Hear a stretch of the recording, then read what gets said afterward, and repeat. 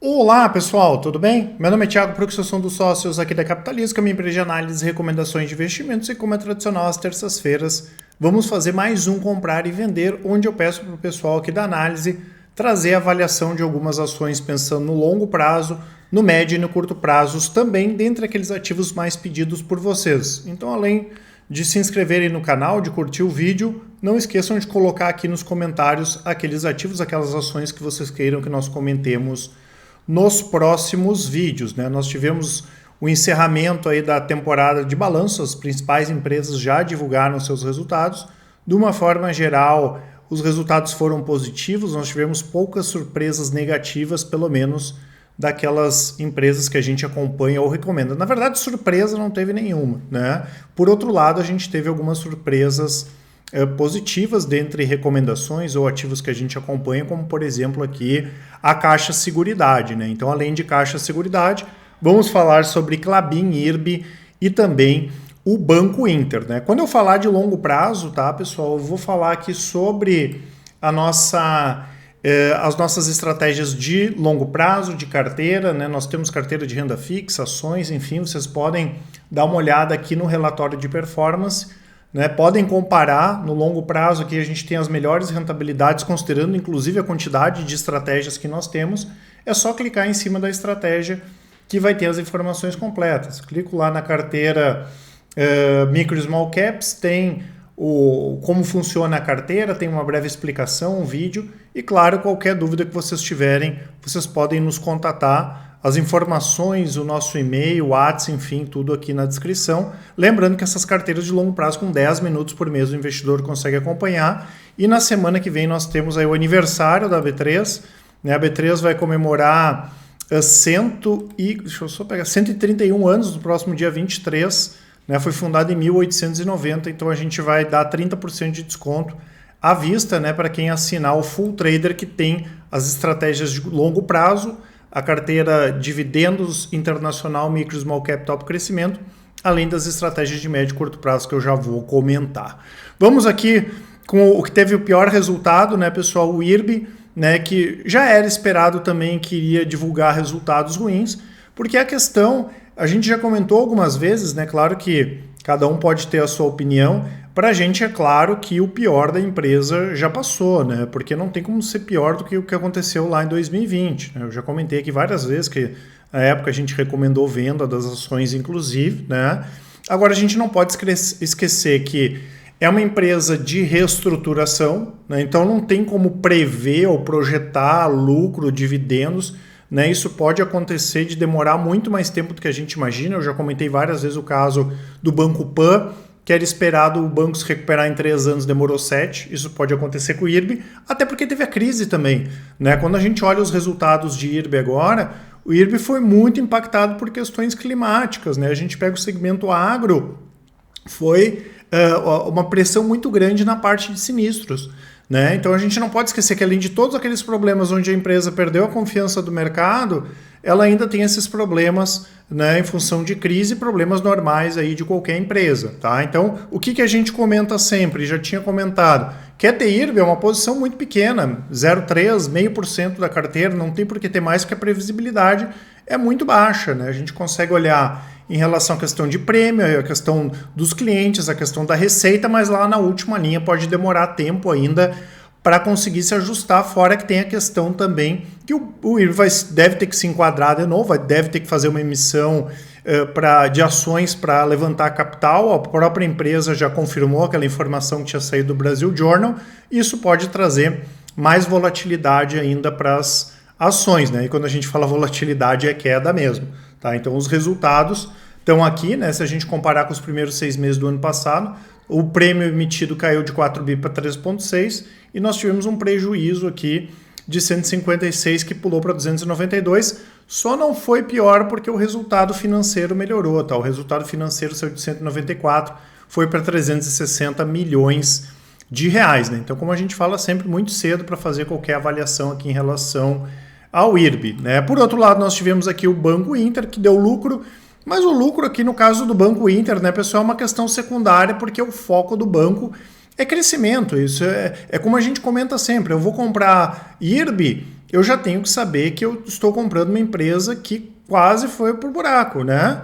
Se eu estou comprando o Banco Inter, eu não vou querer aqui receber dividendos. O foco da empresa é crescer e ela vem entregando crescimento, né? A gente pega aqui o número de clientes, subiu 73% em um ano, clientes ativos 51%, a média do que os clientes gastam também, isso tudo vem aumentando, tá? No Inter Corretor, a parte de seguros, tudo aumenta, né? A receita bruta total, por exemplo, aumentou 129% em relação ao segundo trimestre do ano passado, né? Nós tivemos também um aumento de custo de aquisição de cliente, né? Nem se compara com outras empresas. A gente viu, por exemplo, o resultado de Get Ninjas, né? Get Ninjas gastou 40% a menos para adquirir clientes, a receita caiu, né? Porque a gente já comentou algumas vezes que é o problema de empresas de tecnologia, elas costumam não performar bem em cenário de juro alto e inflação alta, caso elas não consigam repassar preço, por exemplo, né, ou não tenham produtos que tenham uma capilaridade grande. A gente pega as empresas estrangeiras de tecnologia, bem diferente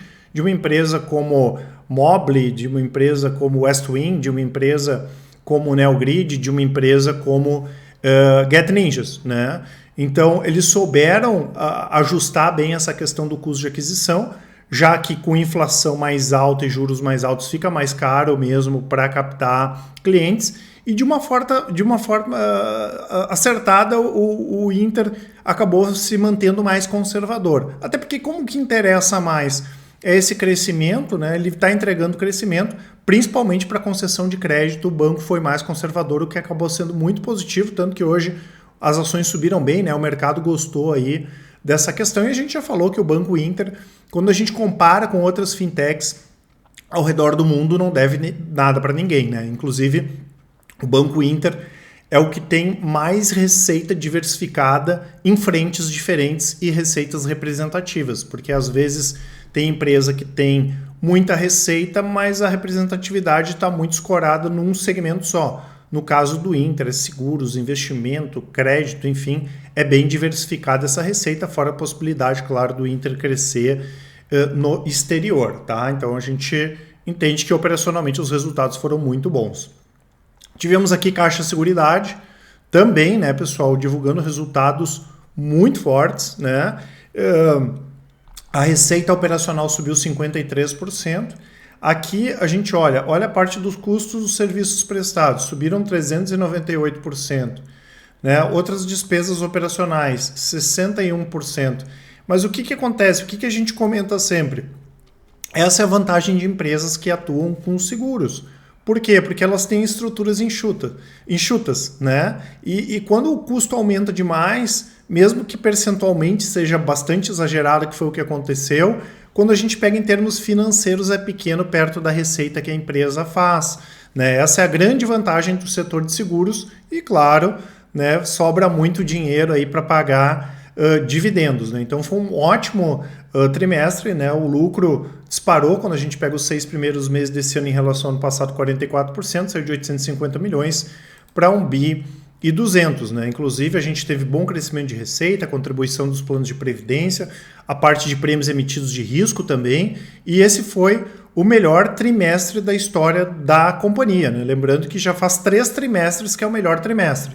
O primeiro tinha sido o último trimestre do ano passado, o primeiro trimestre, agora o segundo trimestre de 2022. E o que é interessante, né, pessoal? A gente entende que BB Seguridade, por exemplo, tem uma estrutura bem mais montada do que a Caixa Seguridade, até porque a BB Seguridade já estava mais tempo na Bolsa. A gente sabe que empresas na Bolsa normalmente tem que mudar em termos de governança, tem que se ajustar, até porque a cobrança é diferente, né?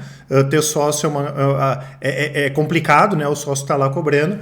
Então, o que Caixa pode aproveitar é justamente fazer um movimento parecido com o que a gente viu em BB Seguridade. BB Seguridade fez redução de capital, vendeu posição em IRB, ajustou lá a questão com a Mafre, né? A própria empresa melhorou em termos de eficiência, em termos de produtividade, e tudo isso pode acontecer com a Caixa Seguridade. Daqui a um pouco eles já fazem uma política de pagamento de dividendos, esse tipo de coisa vai chamando a atenção do mercado, né? A gente entende ainda que BB Seguridade é bem mais amarrada a empresa em função deles estarem na frente desse processo, mas a Caixa Seguridade também pode passar por um processo parecido, mas a gente não pode esquecer também que sempre tem o risco de ingerência, até porque são empresas, né, que são geridas, aí, são controladas por estatais, tá? Mas resultados muito bons aqui de Caixa Seguridade.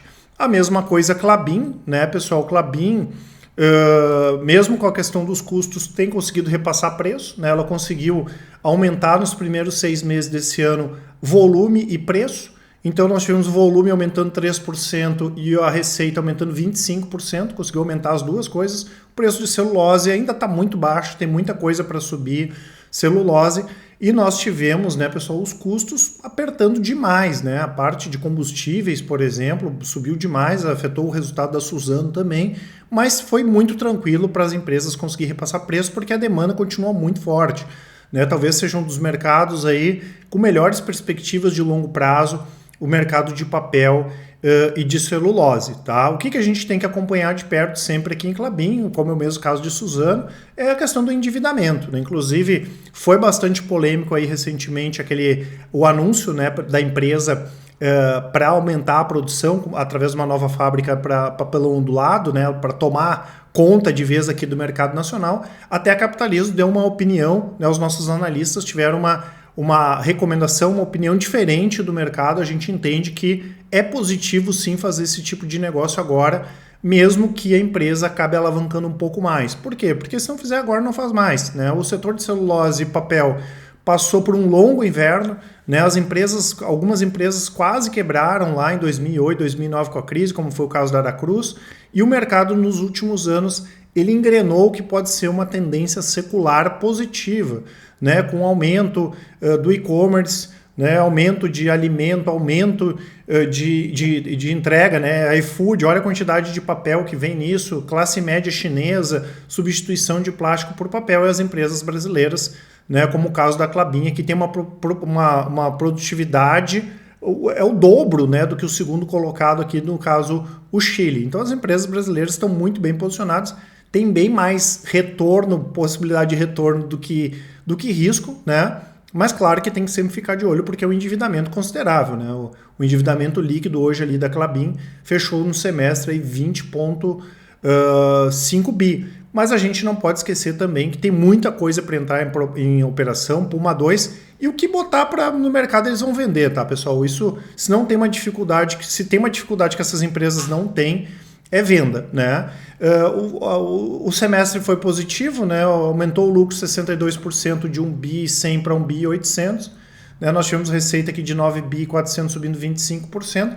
E como eu comento sempre, né, pessoal, os balanços das empresas de papel e celulose são um pouquinho sujos, né? Porque elas fazem receita em real, receita em dólar, tem hedge, tem dívida em real, dívida em dólar, então tem muito efeito contábil que não é efeito caixa, né? A empresa às vezes tem um prejuízo grande, mas aquilo ali é só um efeito contábil, da mesma forma pode ter um lucro grande e boa parte daquilo ali é um efeito contábil, não é um efeito caixa, né? Tanto que a Klabin, quando paga dividendos, ela considera o EBITDA, ela não considera nem o lucro líquido, ela considera o EBITDA, porque no caso da Klabin não dá nem para olhar lucro, né? O pessoal fala, mas o PL, o PVP, esquece esse tipo de indicador numa empresa que faz hedge, que tem essa diversificação de receitas, como é o caso da Klabin, né? Como eu falei, ótimo cenário, uma ótima empresa, né? A gente entende que é bem interessante também, tá?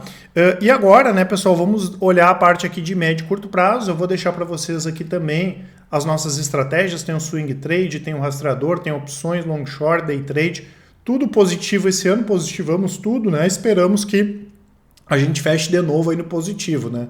Nenhuma das nossas estratégias aqui fechou nenhum ano negativo desde 2017, quando a gente fundou a Capitalismo. Obviamente, em algum momento isso vai acontecer, mas a gente espera que não seja agora, tá? Então vou deixar para vocês as informações, também é só clicar, quero ver como é que funciona o swing trade, é só clicar ali, tem um videozinho explicando, né? Tem os resultados históricos ali ano a ano, né? Tem o gráfico comparativo, então, né, podem olhar ali, como eu falei, qualquer dúvida podem nos chamar ali no WhatsApp ou então mandar um e-mail. Eu vou começar aqui com o gráfico de Banco Inter, que o pessoal separou, até porque o Banco Inter não tem muito histórico, né, pessoal? Fica até um pouco complicado aqui de fazer uma avaliação gráfica, porque quando eles mudaram as ações para os Estados Unidos, a gente perdeu aquele histórico gráfico do Banco Inter, tá? Ainda assim, quando a gente olha no curto prazo, o Banco Inter já está num canal de alta. Faz sentido comprar agora? Não, mas não faz sentido vender também. Seria a venda só se ele perdesse aqui a parte de baixo do canal. Como a gente fala sempre, esse tipo de figura aqui é o que a gente procura. Engrenou num canal de alta, quando a gente está comprado, é a melhor coisa que tem, porque o canal ele nos dá a referência de quando vai ser o momento aqui de venda das ações, tá? Temos aqui Klabin, né, pessoal? Inclusive, a gente essa semana passou uma operação com opções de Klabin, vamos ver aí se dá certo, né? E graficamente está muito interessante aqui Klabin, recém rompeu o canal aqui de baixa, né? Depois de ter uma queda ali em torno de 29%, uma empresa que não aconteceu nada de negativo para ter tido toda essa queda, bem interessante aqui no gráfico a Klabin. Né? Nós temos também a Caixa, né? A Caixa a mesma coisa, a gente já tinha comentado sobre a Caixa, acho que foi a semana passada, no vídeo de sábado, onde a gente fala do rastreador. Aqui foi um momento bom, deu uma disparada na Caixa ali em torno de 20%, né? Rompeu aqui esse canal de baixa para cima, né? Claro que para comprar agora, pessoal, é complicado, né? Ela já está batendo ali nas máximas e a questão não é que a gente sabe se vai subir ou não, isso ninguém sabe, mas é que fica sem ponto de referência, né? Talvez o máximo quem está pensando no médio prazo seria reduzir metade da posição, mas não teria por que desfazer tudo agora não, tá? Não faz muito sentido fazer essa venda nesse momento, tá? E temos aqui o IRB também, o IRB, que é um dos casos mais emblemáticos aqui da gente pela estratégia do rastreador, né? A gente operou o IRB aqui nessa tendência toda de alta, né? A gente participou dessa tendência de alta e fez a venda aqui quando rompeu a linha de tendência para baixo, né? E já caiu em torno de 93% depois que a gente saiu e até agora não deu mais oportunidade para a gente comprar IRB. Nós estamos de olho sim, tá, pessoal? Caso deu um rompimento aqui para cima, seria o momento de se posicionar, mas agora não tem nada indicando. Pode subir, pode, mas não tem nada indicando alta aqui no caso do IRB. Tá certo, pessoal? Essas informações que eu queria passar para vocês. Não esqueçam de aproveitar a nossa promoção, contatos aqui na descrição. Qualquer dúvida, nós estamos sempre à disposição. Um grande abraço e ótimos investimentos. Até mais!